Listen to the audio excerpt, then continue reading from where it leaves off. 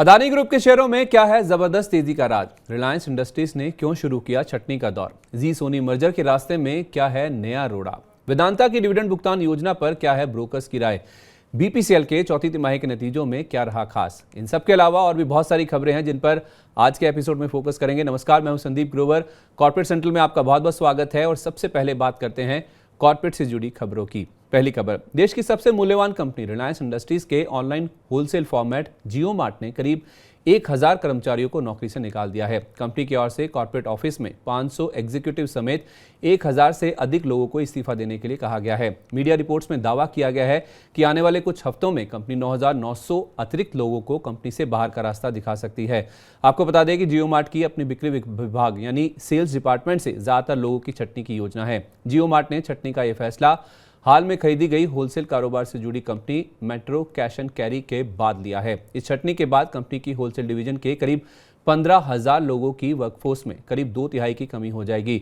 दरअसल metro cash and carry के 3500 कर्मचारी हैं और रिलायंस की B2B यूनिट के साथ कारोबार के मर्जर से बैकएंड और ऑनलाइन सेल्स ऑपरेशंस में कई सारे पदों पर ओवरलैप होगा, जिस वजह से इस छटनी की घोषणा की गई है। दूसरी खबर, जी सोनी मर्जर के रास्ते में एक नया रोड़ा आ गया है। दरअसल नेशनल कंपनी लॉ ट्रिब्यूनल यानी NCLT की मुंबई बेंच ने बॉम्बे स्टॉक एक्सचेंज और नेशनल स्टॉक एक्सचेंज को जी सोनी मर्जर के लिए दी गई शुरुआती मंजूरियों को रीअसेस करने यानी पुनर्मूल्यांकन के लिए कहा है। यही नहीं, इस मर्जर को लेकर होने वाली अगली सुनवाई से पहले अपडेटेड नो ऑब्जेक्शन सर्टिफिकेट्स यानी NOC जारी करने के लिए भी कहा गया है। जी सोनी मर्जर को लेकर डिवीजन बेंच की अगली सुनवाई 16 जून को होने वाली है। इससे पहले 11 मई को NCLT ने एक्सचेंजों को इस मर्जर से जुड़े नॉन कम्पीट क्लॉज यानी गैर प्रतिस्पर्धा खंड के पुनर्मूल्यांकन और वैलिडेट करने का निर्देश भी जारी किया था। एक रिपोर्ट के मुताबिक इन दोनों को एक्सचेंजों और सेबी से मंजूरी मिल भी चुकी है।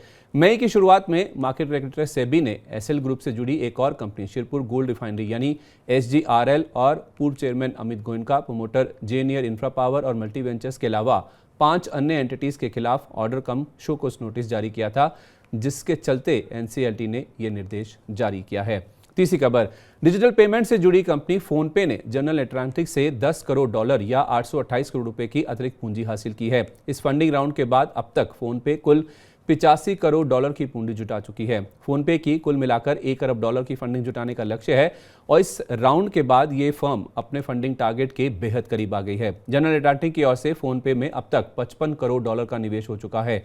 दिसंबर 2022 में फ्लिपकार्ट से अलग होने के बाद फोनपे की फंडिंग प्रक्रिया की शुरुआत हुई थी, जिसमें जनरल एटलांटिक ने जनवरी 2023 में $35 करोड़, अप्रैल में $10 करोड़ और अब मई में भी $10 करोड़ का निवेश किया है और ये सारे फंडिंग राउंड $12 अरब के वैल्यूएशन पर पूरे किए गए हैं। फ्लिपकार्ट से अलग होने से पहले दिसंबर 2020 में $5.5 अरब के वैल्यूएशन पर फोनपे ने $70 करोड़ की फंडिंग हासिल की थी।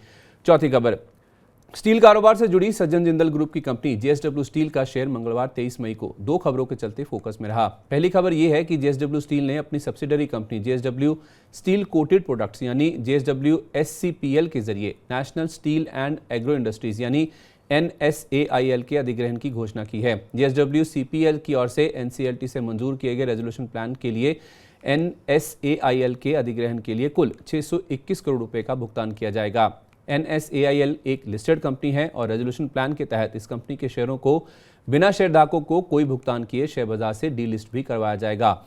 दूसरी खबर यह है कि JSW स्टील की ओडिशा में पैलेट प्लांट लगाने पर 9,000 करोड़ रुपए का निवेश करने की योजना है। इस प्लांट की 8 MTPA या 80 लाख टन की सालाना क्षमता होगी और यह प्लांट राज्य में कुल 13.2 MTPA क्षमता का इंटीग्रेटेड स्टील प्लांट लगाने के प्रस्ताव का ही हिस्सा है। इस दशक के अंत तक कंपनी की कुल 50 MTPA की स्टील उत्पादन क्षमता का लक्ष्य है, जिसमें ज्यादा फोकस घरेलू मार्केट में उत्पादों की बिक्री पर रहेगा। पांचवी खबर, वित्त वर्ष 2023 यानी FY24 के लिए metal and mining company Vedanta के बोर्ड ने ₹18.5 प्रति शेयर के पहले अंतरिम डिविडेंड को मंजूरी दे दी है। इस डिविडेंड के लिए 30 मई रिकॉर्ड डेट तय की गई है, यानी जिन शेयरधारकों के खाते में 30 मई तक शेयर होंगे वो इस डिविडेंड पाने के योग्य होंगे। सोमवार शाम यानी बाजार बंद होने के बाद हुई डिविडेंड की घोषणा पर कुल 6,877 करोड़ रुपए का खर्च किया जाएगा। बीते वित्त वर्ष यानी FY23 में कंपनी ने कुल ₹101.50 प्रति शेयर के डिविडेंड की घोषणा की थी।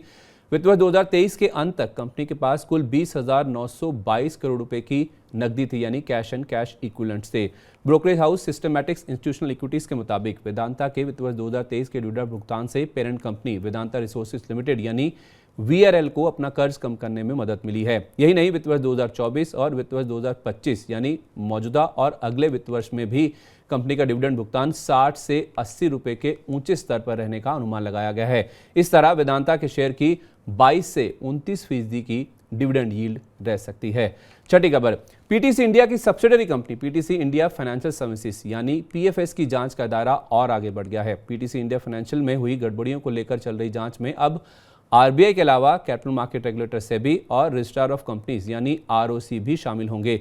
पीटीसी इंडिया फाइनेंशियल की ओर से जारी तिमाही नतीजों में ऑडिटर लोधा एंड कंपनी ने बताया कि कंपनी को आरओसी से 4 और सेबी से 1 शो कोस नोटिस मिला है। ये नोटिस कॉर्पोरेट गवर्नेंस के नियमों से जुड़ी चूक के चलते जारी किए गए हैं।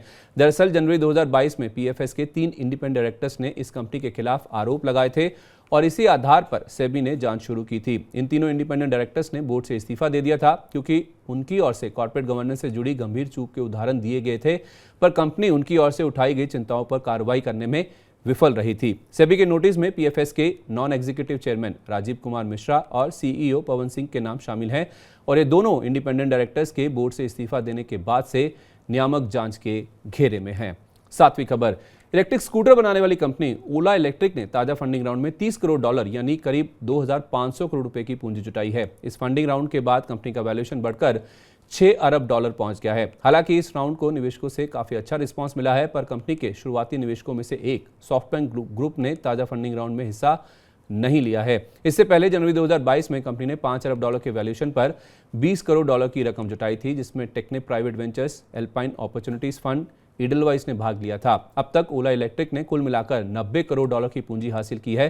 ताज़ा फंडिंग से मिली रकम का इस्तेमाल इलेक्ट्रिक 2 व्हीलर की क्षमता को बढ़ाकर सालाना 20 लाख यूनिट करने पर होगा, जो कि फिलहाल सालाना 5 लाख यूनिट पर है। इसके अलावा कंपनी ने जुलाई से ओला S1 एयर की डिलीवरी शुरू करने की भी घोषणा की है। अगली खबर, दुनिया की सबसे बड़ी सरकारी कोयला उत्पादक कंपनी कोल इंडिया ने अपने 2,38,000 नॉन एग्जीक्यूटिव वर्कर्स यानी गैर कार्यकारी कर्मचारियों के साथ वेतन संशोधन यानी वेज रिवीजन समझौता किया है। इस समझौते या करार के तहत कर्मचारियों के वेतन में 25% तक की बढ़ोतरी की जाएगी। इसके अलावा इमोल्यूमेंट्स यानी परिलब्धियों पर 19%, मिनिमम गारंटेड बेनिफिट यानी न्यूनतम गारंटी लाभ भी दिया जाएगा। कोयला उद्योग के लिए संयुक्त समिति ने 5 सालों के लिए राष्ट्रीय कोयला वेतन समझौता को मंजूरी दी है। तो ये था कॉर्पोरेट से जुड़ा आज का पूरा अपडेट। अब बात करते हैं मार्केट की और कुछ ऐसे शेयरों पर नजर डालते हैं जिनमें आज दमदार एक्शन देखने को मिला और उसके पीछे की वजह भी समझ लेते हैं। पहली खबर, हिंडनबर्ग मामले में सुप्रीम कोर्ट की ओर से गठित पैनल की रिपोर्ट सार्वजनिक होने के बाद से अदानी ग्रुप के शेयरों में जबरदस्त तेजी देखने को मिली है। 24 जनवरी को जारी हिंडनबर्ग की रिपोर्ट के बाद ग्रुप कंपनियों के शेयरों में पहली बार इतनी बड़ी तेजी आई है और इस रिपोर्ट में लगे आरोपों के बाद ग्रुप कंपनियों का मार्केट कैप पहली बार 10 लाख करोड़ रुपए के स्तर के पार निकल गया है। इस बीच एक रिपोर्ट के अनुसार अमेरिका की इन्वेस्टमेंट फर्म GQG पार्टनर्स ने मार्च में अदानी समूह की 4 कंपनियों Adani enterprises, Adani ports, Adani transmission और अदानी ग्रीन में कुल 15,446 करोड़ रुपए का निवेश किया था। सोमवार 22 मई को ट्रेडिंग बंद होने तक GQG का इन कंपनियों में निवेश का मूल्य बढ़कर 23,129 करोड़ रुपए पर पहुंच गया, यानी महज 52 कारोबारी सत्रों में GQG पार्टनर्स को 7,683 करोड़ रुपए का लाभ हुआ है, जो कि लगभग 50% के मुनाफे के बराबर है। GQG पार्टनर्स ने अपने कुल निवेश का करीब 70% हिस्सा अदानी एंटरप्राइजेस और अदानी पोर्ट्स में लगाया है, जबकि अदानी ग्रीन एनर्जी में 2,806 करोड़ रुपए और अदानी ट्रांसमिशन में 1,898 करोड़ रुपए का निवेश किया गया था।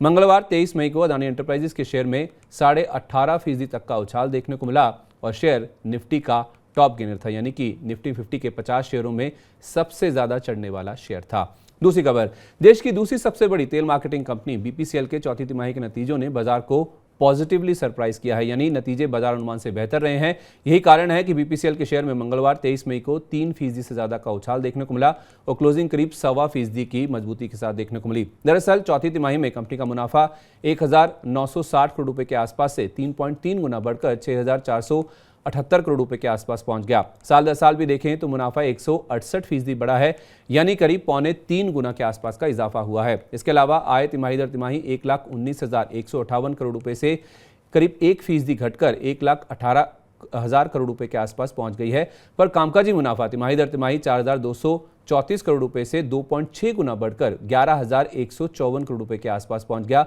जबकि अनुमान 8,500 करोड़ रुपए के आसपास का था।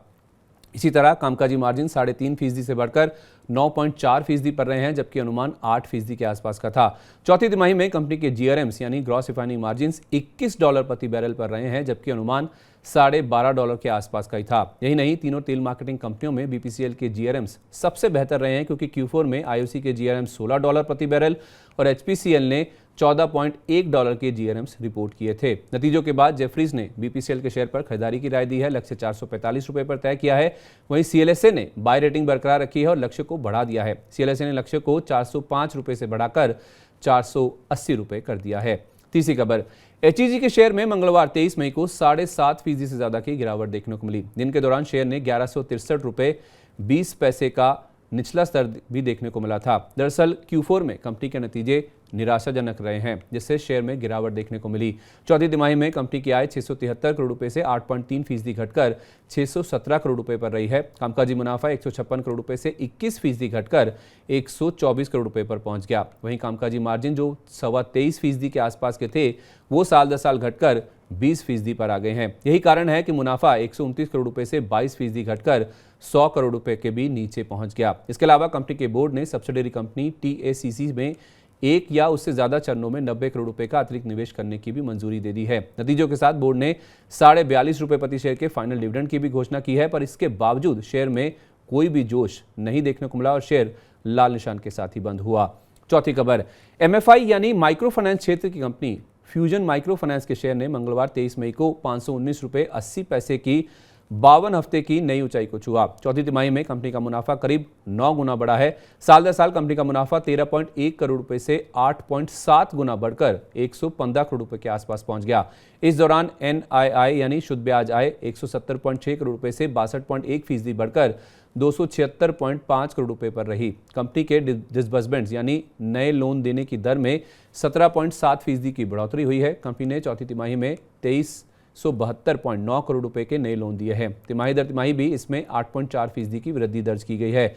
नतीजों में सुधार के पीछे एक और फैक्टर है और वो है एयूएम यानी एसेट्स अंडर मैनेजमेंट, जो कि 9,296 करोड़ रुपए पर रहे हैं। साल दर साल 37% और तिमाही दर तिमाही 7.4% की बढ़ोतरी देखने को मिली है। सबसे बड़ा पॉजिटिव था एनआईएम्स यानी नेट इंटरेस्ट मार्जिन का आंकड़ा, जो कि साल दर साल करीब 7.25% से बढ़कर 10.5% से पार निकल गया है। इसी के साथ कॉर्पोरेट सेंट्रल में आज के लिए बस इतना ही। वक्त है आपसे विदा लेने का, लेकिन चलते चलते आपको बताते हैं कि कल के सेशन में बाजार पर कौन से ऐसे अहम इवेंट्स और ट्रिगर्स हैं जो कि खास तौर पर असर डाल सकते हैं।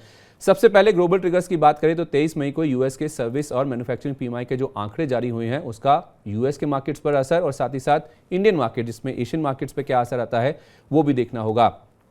जहां तक नतीजों की बात है तो निफ्टी की केवल एकमात्र कंपनी है हिंडाल्को, जिसके नतीजे 24 मई को जारी होंगे।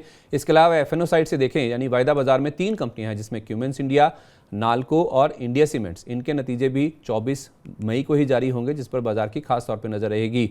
कोल्टे पाटिल पर भी नजर रखना जरूरी है, क्योंकि इनके नतीजे जारी होंगे और नतीजों के साथ साथ बोर्ड बैठक में पूंजी जुटाने के ऊपर भी फैसला लिया जाएगा। क्या फैसला आता है, इसके आधार पर शेयर में क्या एक्शन देखने को मिलता है, ये देखना बहुत इंपॉर्टेंट होगा। और जेबी केमिकल्स, इस पर भी नजर रखिए, क्योंकि नतीजे घोषित होंगे, उस पर तो बोर्ड विचार करेगा। उसके साथ साथ पूंजी जुटाने और स्टॉक स्प्लिट यानी शेयर विभाजन पर भी बोर्ड बैठक में फैसला होगा। आंध्रा सीमेंट्स, इस पर नजर रखिएगा, क्योंकि 10 दिन से ये T2T सेगमेंट में कारोबार कर रहा था। अब ये T2T सेगमेंट से रोलिंग सेगमेंट में ट्रांसफर हो जाएगा, यानी कि रेगुलर सेगमेंट में इसमें जो ट्रेडिंग है उसकी शुरुआत 24 मई के सेशन से हो जाएगी। 24 मई के लिहाज से देखें तो CII इवेंट में आरबीआई गवर्नर भी संबोधित करेंगे, तो वो क्या भाषण देते हैं, खासतौर पे 2000 के जो नोट बंद किए गए हैं उसको लेकर क्या जानकारी दी जाती है, इस पर बाजार की खासतौर पे नजर रहेगी। ग्लोबल ट्रिगर्स की जहां तक बात है तो फेड बैठक के जो मिनट्स हैं वो जारी होंगे, यानी कि जो पिछली बैठक थी उसमें क्या महत्वपूर्ण फैसले लिए गए थे, क्या बातचीत हुई थी, उसका जो ब्यौरा है वो कहीं ना कहीं सामने आता हुआ दिखेगा। और ग्लोबल ट्रिगर्स में यूके का अप्रैल का PPI और CPI महंगाई का जो आंकड़ा है वो भी जारी होगा, उस पर ग्लोबल मार्केट्स की खास तौर पे नजर रहेगी। इसी के साथ वक्त हो गया है कॉर्पोरेट सेंट्रल को यहीं समेटने का। उम्मीद है आपको कॉर्पोरेट सेंट्रल का आज का एपिसोड पसंद आया होगा और इससे आपको कॉर्पोरेट जगत के साथ साथ दिन भर में जिन स्टॉक्स में ज्यादा एक्शन देखने को मिला उसके बारे में भी पूरी जानकारी मिल गई होगी। तो बुधवार 24 मई को आपसे इसी समय फिर से मुलाकात होगी नई खबरों के साथ, नई अपडेट्स के साथ। तब तक आप देखते रहिए मनी 9। नमस्कार, शुभ रात्रि।